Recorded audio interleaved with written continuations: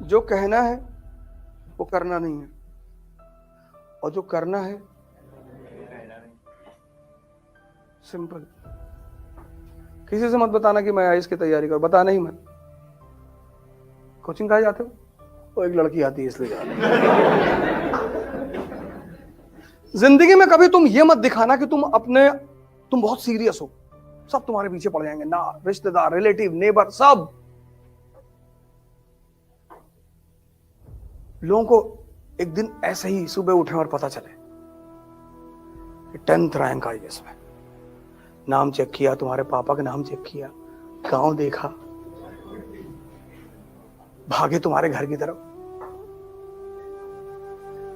और तुम कह दिए कि हम तो शिरडी टेम्पल में जाते थे तो फ्री में जो है वो सब क्वेश्चन में दिखाई पड़ गया हमको सपने में।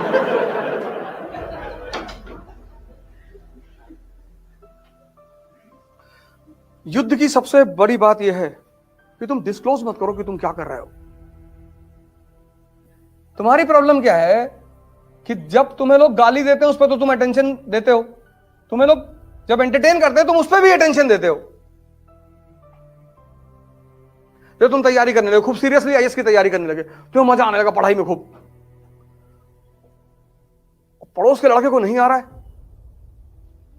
अरे यार ये तो वर्मा बहुत पढ़ रहा है, बोले तब, बोले बताते रुको, बोले वर्मा, बोले हाँ गोवा चलोगे?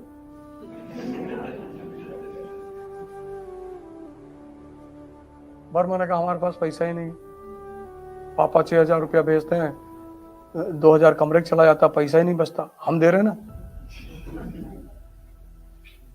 अब दोस्ती में पैसा लाओगे? अब वर्मा के दिमाग में आया कि 1 हफ्ता गोवा में हरामखोरी में मजा लिया जाएगा, और वर्मा जी चले गए गोवा।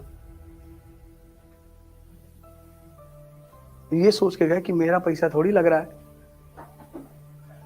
बर्बाद करने के लिए इन्वेस्टमेंट भी करनी पड़ती है कभी कभी।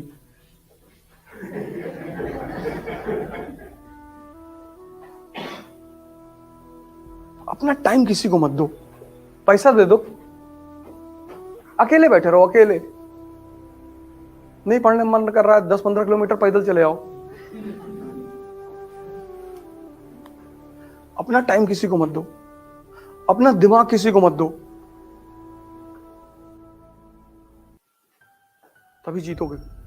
अगर युद्ध में तुम नजर में रहोगे सबकी तो मार दिए जाओगे। हिंदुस्तान के राजा क्यों मारे जाते? ये हाथी बैठ के लड़ते थे।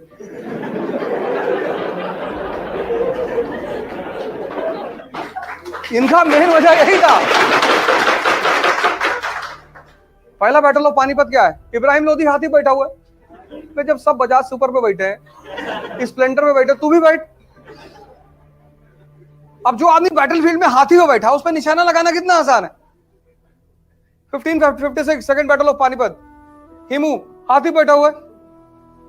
इन विदेशियों को भारतीयों को हराने में टाइम नहीं लगा, क्योंकि चेस के गेम में अगर राजा गया तो खेल खत्म। राजतंत्र में और चेस के गेम में अगर राजा गया तो खेल खत्म। ये हिंदुस्तानियों की सबसे बड़ी कमजोरी थी।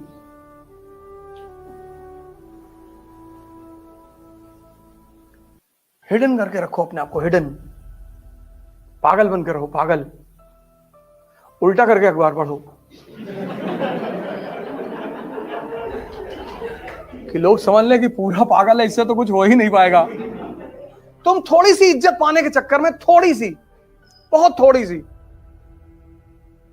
और सिर्फ थोड़ी सी इज्जत पाने के चक्कर में नहीं कि लोग मुझे गाली ना दें, इसलिए तुम बता देते हो कि मैं आईएएस की तैयारी। देने दो गाली, देने दो। तो जो लोग तुम्हें गाली दे रहे हैं ना, जिस दिन तुम्हारा सिलेक्शन हो जाएगा, पहले लोग होंगे तुम्हारे घर भाग के आएंगे रोते हुए कि भैया ये खुशी के आंसू है, अब पता है। और तब तुम अपना हिसाब करना कि तुम्हारी शक्ल है ना कुत्ते की तरह, कहेंगे हाँ अम्मा भी यही कहती है। सब राजा नहीं बन सकते, क्योंकि राजा एक अलग चीज है। इसलिए उसको बंगला भी तो उसी तरह मिलता है। क्लर्क लोग कॉलोनी में रहते हैं, राजा बंगले में रहता है, टीएम बंगला। 10 एकड़ में डीएम बंगला, अंदर टेनिस कोर्ट है, बैडमिंटन कोर्ट है, स्विमिंग पूल है, अपने शहर के गोल्फ क्लब का मेंबर है वो।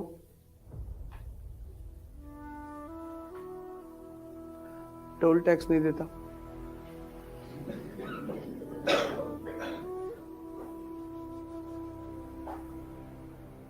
एयरपोर्ट पे जाओगे ना जब फॉरेन कंट्री, तुमको लाइन में नहीं खड़ा होना है कि भैया दुबई जा रहे दत्त। हमारी ब्यूरोक्रेसी की अलग लाइन होगी, अलग लाइन ही नहीं होती। एयर होस्टेस आएगी, सर प्लीज।